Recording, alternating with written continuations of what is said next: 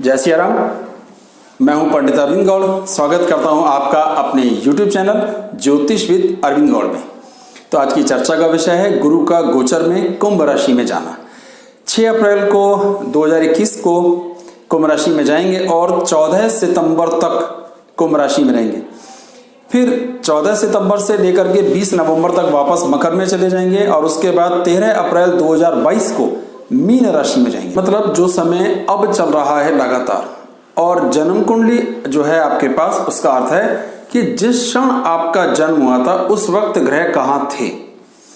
तो एक तो वो फोटो फिनिश हो गया ब्रह्मांड का, एक फोटो हो गया, एक फोटोग्राफ हो गया। जब आपका जन्म हुआ तो हमने दिखाया ग्रह कहाँ कहाँ थे, जिसका प्रभाव जीवन भर होता है। एक होता है कि ग्रह तो कभी रुकते ही नहीं है, वो चलते रहते हैं। तो आज वो कहां पर हैं और आज के ग्रह की स्थिति और जब आपका जन्म हुआ था तब की स्थिति का आप पर क्या प्रभाव होता है, इसी को कंपैरेटिव स्टडी भी कहते हैं या गोचर को पढ़ना भी कहते हैं।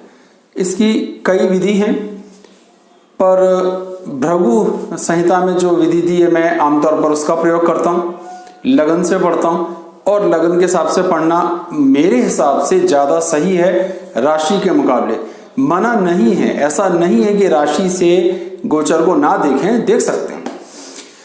तो गुरु की चर्चा करते हैं। ज्ञान के स्वामी हैं, आकाश तत्व के स्वामी हैं, स्थूल काय हैं, बड़े हैं, पीले रंग के हैं। इनका ज्ञान से, नॉलेज से, आशीर्वाद से लेना देना है। और पिछले बहुत समय से, करीब 1 साल से मकर राशि में चल रहे थे, जो उनकी नीच राशि है। वैसे नीच राशि में तो 4 डिग्री तक ही होते हैं, लेकिन ऑन दी होल पूरी राशि उनकी नीच राशि गिनी जाती है। तो प्रभाव क्या पड़ता है इसका? जब ये अपनी राशि बदलेगा तो हर लगन के हिसाब से इसका दृष्टिकोण बदल जाएगा। 2 हाउस हैं, 2 राशियों का ये स्वामी है, धनु और मीन। अगर मैथ का नंबर बोले तो 9 नंबर की राशि और 12 नंबर की राशि, या 9 नंबर की लग्न और 12 नंबर की लग्न जो है, इनका ये स्वामी है। और 5 घर, 5 भाव का ये कारक है। अच्छा, कौन कौन से है वो? पहला, 5वां, 9वां, 10वां और 11वां, ये तो सबके लिए है। लेकिन स्त्रियों के लिए 7वें भाव का कारक भी है, यानी उनका वैवाहिक सुख देखने के लिए बृहस्पति को भी देखा जाता है। सिर्फ स्त्रियों के केस में, पुरुषों के केस में शुक्र को देखा जाता है। तो कितना महत्व है इसका कि इसकी 3 दृष्टियां हैं। तीनों दृष्टियां कौन सी हैं? त्रिकोण वाली, अपने से 5वीं, 7वीं और 9वीं दृष्टि। तो अभी हम दृष्टि की बात यहां नहीं ले रहे हैं, बात को समझने की कोशिश करते हैं कि क्या हो रहा है।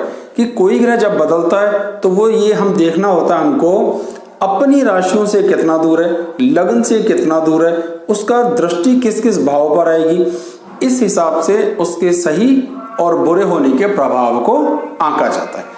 मैं हर एक मुद्दे को लेकर चलूंगा। जो नए सीख रहे हैं उनको भी थोड़ा सा आनंद प्राप्त हो। चेतन जी, आप ध्यान से देखिएगा, ये आप ही के लिए है।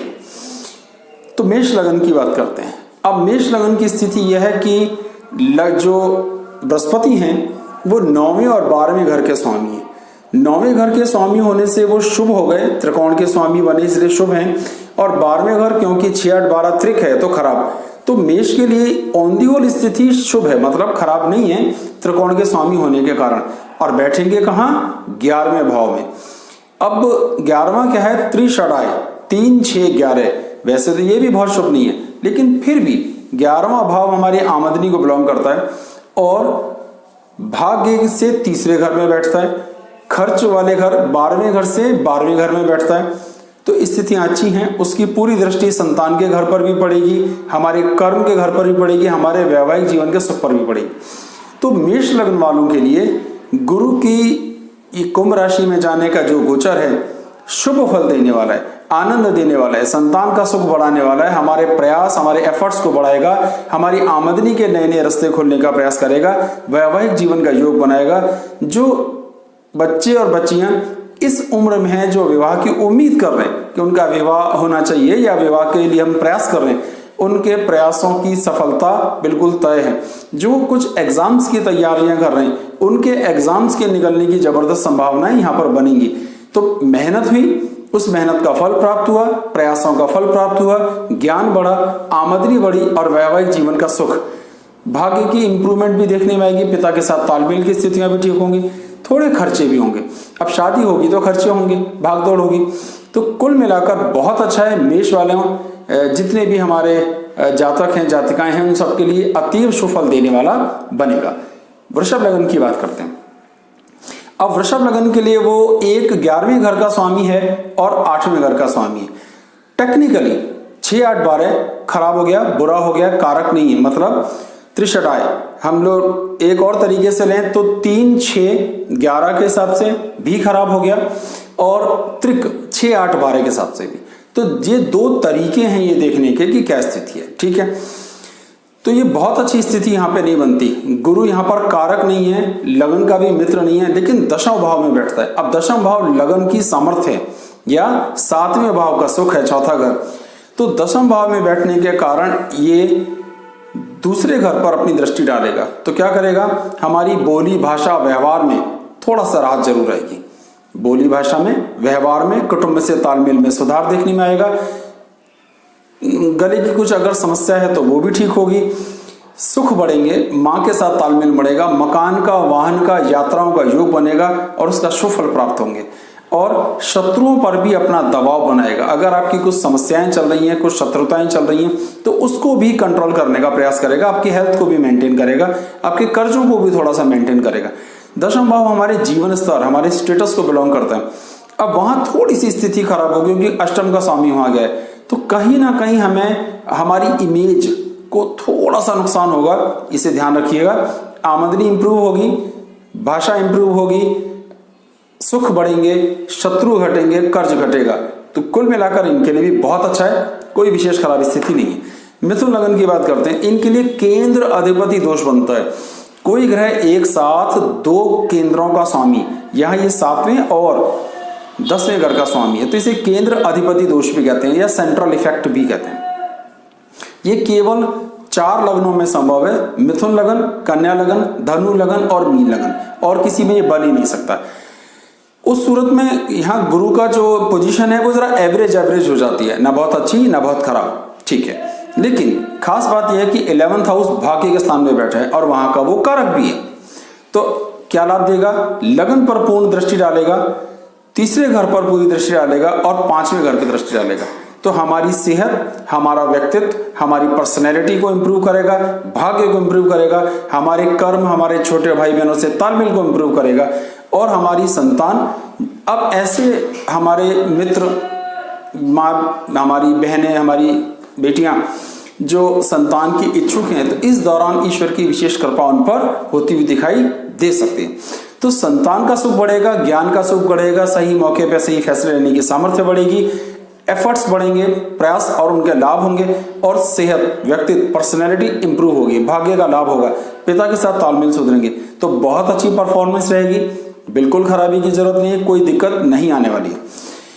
अब बात करते हैं कर्क लगन की। अब यहाँ एक गड़बड़ ये हो जाती है कि वो 6ठे घर का स्वामी है और अष्टम भाव में इस टाइम बैठा है। तो प्लेसमेंट के हिसाब से 6ठे घर के एंगल से तो अच्छा है, शत्रु कमजोर होंगे पर भाग्य कमजोर हो जाता है। तो इन्हें क्या दिक्कत देखने में आएगी कि भाग्य में कमी देखने में आएगी, पिता के सुख में कमी देखने में आएगी, व्यवहार में थोड़ी बहुत दिक्कतें देखने में आ सकती हैं, पिता से तालमेल, उनके साथ व्यवहार में। अब दृष्टि का इंपैक्ट आएगा कुटुंब के घर पर, भाषा, बोली भाषा, तो वो तो थोड़ी इंप्रूव जरूर होगी, लेकिन एक और जो दृष्टि पड़ रही है वो 12वें घर पर पड़ रही है, इसका कोई विशेष लाभ नहीं होगा। खर्चे होंगे पर अच्छे किस्म के खर्चे होंगे, मतलब जो आप प्लान्ड खर्चे होते हैं, इसे हम अच्छा कहते हैं। एक होते हैं जो अनवांटेड खर्च हमारा हो गया, तैयारी क्या थी, खर्च कहाँ हो गया, तो ये होगा। प्लस एक और दृष्टि, सुखों के घर पर शत्रु दृष्टि पड़ेगी, तो खर्चों के घर पे भी शत्रु दृष्टि पड़ रही है, सुखों के घर पर भी शत्रु दृष्टि, सिर्फ कुटुंब के घर पर दृष्टि पड़ रही है। अष्टम भाव से बैठ के वहां देखने पर भी कोई विशेष सुख यहाँ नहीं मिलता दिख रहा। तो कर्क वालों के लिए खर्चों का भी अचानक से कुछ देखने में आ सकते हैं, सुखों में दिक्कत देखने में आ सकती है, माताजी के साथ तालमेल में दिक्कत देखने में आ सकती है, मकान वाहन को लेकर के भी थोड़ी बहुत समस्या देखने में आ सकती है, भाग्य का सपोर्ट मिलता हुआ नहीं दिखता है, कुटुंब का सहयोग मिल सकता है, थोड़ा वहां तालमेल देखने में आ सकता है। ऑन दी होल मिलाकर कहें तो कर्क लगन के लिए थोड़ा तनाव की स्थिति है, थोड़ा खराब है। बीज मंत्रों का जाप और बृहस्पति के कुछ दान अगर आप करते हैं, जो मैं वीडियो के आखिर में सारे बता दूंगा, तो आपके लिए लाभ होगा, आपको करना चाहिए। सिंह लगन की बात करते हैं। अब सिंह लगन पर लगन पर ही पूर्ण दृष्टि पड़ रही है। सप्तम भाव में बैठेंगे और 5वें और 8वें भाव के स्वामी हैं। क्योंकि 5वें भाव के स्वामी जो त्रिकोण है, इसलिए वो अष्टम भाव वाला जो प्रभाव है वो घट जाएगा, ऑन दी होल शुभ काउंट होंगे और केंद्र में बैठने के कारण शुभता और बढ़ी। तो लगन पर पूर्ण दृष्टि पड़ेगी, 11वें भाव में पूर्ण दृष्टि पड़ेगी और हमारे कर्म भाव 3रे भाव पर दृष्टि पड़ेगी। क्या प्रभाव देखने में आएगा? इनकम इंप्रूव होगी, सेहत इंप्रूव होगी, व्यक्तित्व इंप्रूव होगा, पर्सनैलिटी में निखार आएगा, हमारा मान सम्मान बढ़ेगा और हमारे एफर्ट्स बढ़ेंगे। अब एफर्ट्स बढ़ेंगे, व्यक्तित्व बढ़ेगा, आमदनी बढ़ेगी, तो इसका ऑन दी होल फायदा ही फायदा है, कहीं से कोई नुकसान होता हुआ नहीं दिखाई देता। संतान का सुख बढ़ेगा, ज्ञान का सुख बढ़ेगा, नौकरी का सुख बढ़ेगा, वैवाहिक जीवन में एडजस्टमेंट्स बढ़ेंगे, वो भी सुधार देखने में आएगी।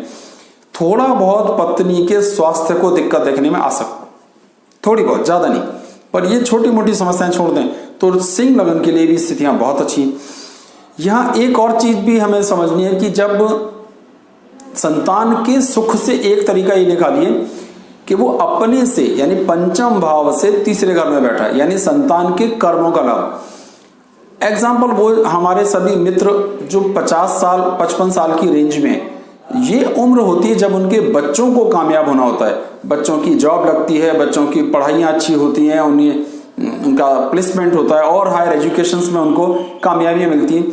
तो इस तरह से संतान का सुख प्राप्त होने का योग अच्छा है कि बच्चों के प्रयास से बच्चे सफल हुए और उसका सुख हमें प्राप्त हुआ, तो बहुत अच्छा है, इसमें कोई समस्या नहीं। अब आती है कन्या लगन। अब कन्या लगन में फिर से वही 2 केंद्रों का एक सा स्वामी, इसे हम सेंट्रल इफेक्ट या केंद्र अधिपति दोष भी कहते हैं। 2 केंद्रों का एक सा स्वामी होने के कारण वो उतना शुभ नहीं रहता जितना होना चाहिए, और उसका प्लेसमेंट कहीं 6ठे घर में, तो वैवाहिक जीवन के लिए तनाव देगा, वहां समस्या देखने में आएगी। जीवन स्तर जो हमारा 10th हाउस है, हमारा लेवल है, हमारा स्टेटस है, पिता का आशीर्वाद और सुख है, वहां पर उसकी शत्रु दृष्टि है, लेकिन फिर भी ऑन दी होल ठीक है। कहां से बैठ के देख रहा है? 6ठे घर से, तो कुछ कमी वहां भी आएगी, हमारे खर्चे भी बढ़ेंगे और कुटुंब के साथ हमारे एडजस्टमेंट में भी कुछ कमियां देखने में आएंगी। तो कन्या लगन वालों को थोड़ा सा यहाँ सतर्क रहने की जरूरत है, क्योंकि उन्हें उनकी भाषा का इम्पैक्ट कम होगा, उनकी भाषा का प्रभाव घटेगा, उनका कुटुंब से तालमेल में दिक्कतें देखने में आने वाली हैं। जितना वैवाहिक जीवन में सुख की हम उम्मीद कर रहे हैं उतना सुख मिलता हुआ नहीं दिखाई देता, वो टेंशन भी देखने में आ सकती है। जीवन स्तर में भी थोड़ी बहुत गिरावट देखने में आ सकती है। अब सोचिए, भाषा आपकी खराब हो जाएगी, थोड़ी बहुत खर्चे आपके ऊटपटांग बढ़ जाएंगे, वैवाहिक जीवन आपका खराब होगा, तो स्टेटस कैसे इंप्रूव होगा? ये सब चीजें तो जुड़ी होती हैं आपस में, तो कन्या के लिए अच्छा नहीं है। बीज मंत्रों का जाप और कुछ दान आपको करना ही चाहिए। अगर सही लगे तो दोनों करना चाहिए, कोई एक नहीं, दोनों के दोनों उपाय करें तो आपके लिए ज्यादा लाभ होगा। तुला लगन की बात करते हैं। तुला लगन के लिए जो गुरु की स्थिति है वो अच्छी नहीं है। एक तो वो हम जो त्रिक तरीका है, त्रिकेश बोलते हैं, 3 कष्ट के घर, 6ठा 8वां 12वां उसका स्वामी भी है, और त्रिषडाय 3रा 6वां और 11वां इसका स्वामी भी है, तो वो कारक नहीं है। यानी तुला लगन के लिए वो विशेष रूप से अकारक ग्रह है। अब अकारक ग्रह होकर के पंचम भाव में बैठेगा तो कहीं ना कहीं संतान के स्वास्थ्य की समस्या बढ़ेगी, सही मौके पे सही डिसीजन लेने की सामर्थ्य में दिक्कतें देखने में आ सकती हैं। ठीक, आपकी अपनी एजुकेशन थोड़ी प्रभावित हो सकती है। प्रयास जितने कर रहे हैं उतने शायद रिजल्ट आते हो ना दिखाई दें जितने प्रयास और एफर्ट्स किए जाएंगे, लेकिन इनकम इंप्रूव होगी, यानी प्रयासों के रिजल्ट तो आएंगे पर उतने नहीं आएंगे जितना आप उम्मीद कर रहे हैं। इनकम इंप्रूव होगी, व्यक्तित्व में भी थोड़ी बहुत दिक्कत देखने आए, यानी पर्सनैलिटी में हो सकता है थोड़ी बहुत हेल्थ की दिक्कत देखने में आए या कहीं कुछ तकलीफ देखने में आए। बृहस्पति में थोड़ा बहुत हम ये कहते हैं कि वजन भी बढ़ता है, तो ये भी देखने में आ सकता है। तो कुल मिला के आपके लुक्स पर थोड़ा नुकसान देखने में आएगा, आपकी इनकम इंप्रूव हो रही है और साथ ही भाग्य की स्थितियां यहाँ पर एवरेज रहेंगी। तो तुला के लिए ये एक एवरेज सिचुएशंस है, बहुत खराब नहीं है क्योंकि प्लेसमेंट त्रिकोण में है, लेकिन वो दिन 2 भावों का स्वामी है, वो अच्छी नहीं है। तो एक एवरेज स्थिति है, ना बहुत अच्छी है ना बुरी है, थोड़ा सा फायदा थोड़ा सा नुकसान। फिर भी उपाय जरूर करें जिससे कि कम से कम तकलीफ हो या बिल्कुल ही ना हो। वृश्चिक लगन की बात करते हैं। वृश्चिक लगन के लिए स्थिति क्या है कि वो एक शुभ घर त्रिकोण 5वें घर के स्वामी है और केंद्र 4th भाव में बैठे। अच्छा, गोचर में जनरल एक नियम रहता है कि चौथे, 8वें, 12वें भाव में जो स्टार जाते हैं वो ज्यादा शुभ फल नहीं देते, लेकिन फिर भी चौथे घर में बैठने से उसका क्या प्रभाव आएगा कि वो कहाँ का स्वामी है, कि वो मार्केश भी है, लेकिन क्योंकि वृश्चिक लगन में वो पंचम का स्वामी भी है इसलिए उसे मार्केश भी काउंट नहीं किया जाता, उसे पंचमेश ही काउंट किया जाता है। तो संतान में देरी देखने में आ सकती है क्योंकि अपने घर से 5 में जा रहा है। दशम भाव बहुत इंप्रूव होगा, आपका स्टेटस, आपका रुतबा इंप्रूव होगा, आपके खर्चे बढ़ेंगे, बहुत ज्यादा भागदौड़ बढ़ेगी। इसमें कुछ पैसा इलाज के नाम पर भी खर्च हो सकता है, कुछ परचेज करना जैसे मकान खरीदा, वाहन खरीदा, इस तरह से भी आपका पैसा खर्च हो सकता है। कुछ ऐसी यात्राएं जिसका कोई रिजल्ट ना निकले, मतलब भागदौड़ तो बहुत की पर वो हल नहीं मिला, वो आनंद नहीं आया जिसके लिए हमने भागदौड़ की थी, ऐसा भी देखने में आ सकता है। इस पे भी ध्यान दीजिए। तो उसकी जो दृष्टि अष्टम भाव पर पड़ रही है वो सेविंग्स को बढ़ाती है, लेकिन कभी कभी सेविंग्स को घटाती है। जैसे आपने पैसा जोड़ा, आपने मकान खरीदा, सारी सेविंग खर्च, तो 12वें घर से खर्चा देख रहे हैं, ठीक है, और अष्टम भाव से हम सेविंग्स का कम होना देख रहे हैं, लेकिन जीवन स्तर बढ़ा। चलिए एक एग्जांपल मजाक में देता हूं कि मैंने 2 साल पैसे इकट्ठे करे और मर्सिडीज कार खरीदी, तो सेविंग्स घटी, खर्चे बढ़े, लेकिन शान बढ़ी, रुतबा बढ़ा। तो कुल मिलाकर ऐसी कोई विशेष खराबी होती हुई नहीं दिखती। वृश्चिक लगन के लिए भी इसका शुभ प्रभाव रहेगा, इसमें कोई विशेष समस्या आती नहीं दिखा देती। थोड़ा बहुत माता जी के स्वास्थ्य को तनाव देखने में आ सकता है, उसका ख्याल कीजिए, बाकी सब बिल्कुल ठीक है। धनु लगन के ही स्वामी है और यहाँ भी एक केंद्र अधिपति दोष बनता है, लेकिन जब भी कोई ग्रह लगन का स्वामी भी होता है तो उस पर ही दोष प्रभावी नहीं गिना जाता। तो पहले लगन भाव के भी और चतुर्थ भाव के भी स्वामी है, तीसरे घर में बैठते हैं, अच्छी स्थिति है, कोई विशेष खराब नहीं है। धनु के लिए प्रयासों के फल मिलने का, सुख बढ़ने की संभावना है, लेकिन थोड़ी सी देर से। माँ के साथ माइनर एडजस्टमेंट खराब हो सकता है, लेकिन भाग्य का जबरदस्त सपोर्ट मिल सकता है, आमदनी इंप्रूव हो सकती है, नौकरी लग सकती है। इस दौरान नौकरी मिल जाने की जबरदस्त संभावना होती है क्योंकि उसकी पूरी दृष्टि आपके 11वें भाव पर पड़ेगी।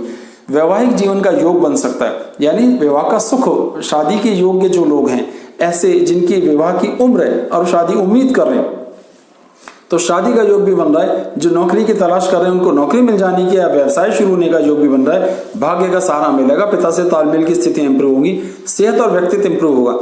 थोड़ा बहुत अपने छोटे भाई बहनों से तालमेल और इंप्रूव होने का भी योग है। कुल मिलाकर बहुत अच्छी स्थिति है। तो धनु के लिए यहाँ लाभ अधिक, नुकसान ना के बराबर, बहुत अच्छा है। फिर भी उपाय करेंगे तो और श्रेष्ठ फल आपको प्राप्त होते हुए दिखाई देंगे। मकर लगन के हिसाब से अगर आप देखते हैं तो आपकी यहाँ स्थिति क्या है कि वो 12वें घर का स्वामी है और तीसरे घर का भी स्वामी है, यानी त्रिषडाय और त्रिक दोनों भाव। त्रिषडाय कौन से होते हैं? 3, 6 और 11, और त्रिक कौन से होते हैं? त्रिकेश, तीसरा, 8वां और 12वां। तो इस लिहाज से दोनों सूरतों में ये अकारक है, खराब ग्रह है, और बैठा है दूसरा भाव जो मार्केश है। तो क्योंकि वो मारक घर में बैठा है इसलिए स्थितियां बहुत अधिक खराब नहीं होंगी। इसको फिर से समझिए, खराब घर खराब भाव में बैठ जाए, खराब ग्रह खराब भाव। एक और सिंपल सा एग्जांपल लेते हैं। आपकी गली में अगर एक बदमाश रहता है, बुरा आदमी रहता है जो सबको दुखी करता है, तो वो बुरा हुआ। और मान लीजिए उसी शहर में एक जगह है, उसका नाम है जेल, एक और बुरा भाव। तो वो बुरा ग्रह यानी वो आदमी जो बहुत खराब था वो एक और बहुत बुरी जगह में चला गया जिसे हम कहते हैं जेल। तो पूरी गली के लिए तो खुशी की बात है ना। तो देखिए कितने कमाल गया। तो उसका लाभ पूरी गली को हुआ कि बुरा आदमी बुरे भाव में चला गया। ये एक विपरीत तरीका है बात को देखने का, दूसरे का नुकसान हमारा फायदा। तो मकर के लिए इस लिहाज से बोली भाषा व्यक्तित्व में इंप्रूवमेंट देखने में आएगा, कुटुंब के साथ तालमेल देखने में आएगा, संपत्ति कुछ बढ़ती हुई दिखाई देगी, यानी सेविंग्स इंप्रूव होंगी, शत्रु कंट्रोल होंगे, अपने शब्दों के प्रभाव से शत्रुओं को कंट्रोल करना, हेल्थ को कंट्रोल करना, कर्जों को कंट्रोल करने का योग देखने में आएगा। जीवन स्तर भी थोड़ा बहुत इंप्रूव होगा, बहुत अधिक शुभ नहीं है, एक एवरेज स्थिति है, यह शायद 40% है, लेकिन खराब नहीं कही जा सकती। अगर आप उपाय पे ध्यान देते हैं, उपाय करते हैं तो अच्छा है। मैंने इसीलिए अच्छे से डिटेल में बताया कि बहुत खराब नहीं है, आप चिंतित ना हो कतई भी, बिल्कुल ठीक है, पर 19-20 अच्छी है, बहुत जबरदस्त अच्छी नहीं है। तो मकर के लिए भी स्थितियां ठीक है। अब कुंभ लगन की बात करते हैं। तो कुंभ लगन में वो 11वें घर का और सेकंड भाव का स्वामी है, ऑन दी होल एवरेज स्थिति मेंटेन करता है, कारक नहीं है, पर क्योंकि लगन मर बैठता है इसलिए उनके लिए भी बहुत सुफलदायी होगा। जितने समय तक ये लगातार रहेगा। तो आनंद देने वाला है, सुख देने वाला है, योग बढ़ाने वाला है। तो इसका लाभ होगा आपका जीवन स्तर, आपकी सेहत, आपके लुक्स, आपकी पर्सनैलिटी इंप्रूव होगी। संतान की तरफ से सुख प्राप्त होगा। अगर संतान के इच्छुक है तो संतान, विवाह के इच्छुक है तो विवाह, भाग्य से नौकरी मिले, आमदनी इंप्रूवमेंट की कोशिश कर रहे हैं तो वो भी। तो संतान और संतान का सुख, यानी संतान की पैदाइश का सुख भी मिल सकता है, संतान की कामयाबियों से मिलने वाला सुख मिल सकता है। विवाह का योग, अगर उम्र है तो योग बनेगा।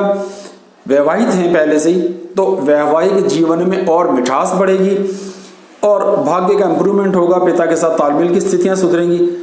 थोड़ा सा मोटापा भी बढ़ सकता है, या ज्यादा खुशियों में आप थोड़े से भारी हो सकते हैं, तो अपनी फिटनेस पे ध्यान दीजिएगा। कुल मिलाकर कुंभ लगन के लिए भी स्थितियां खराब नहीं है, अच्छी हैं।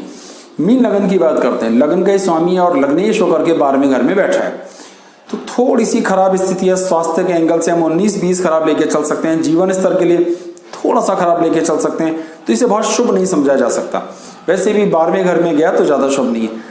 तो क्या नुकसान होगा कि थोड़ी शत्रुता बढ़ेगी, थोड़ा सा कर्ज बढ़ेगा, खर्चे बढ़ेंगे, यात्राएं बढ़ेंगी, धार्मिक यात्राएं भी बहुत बढ़ सकती हैं।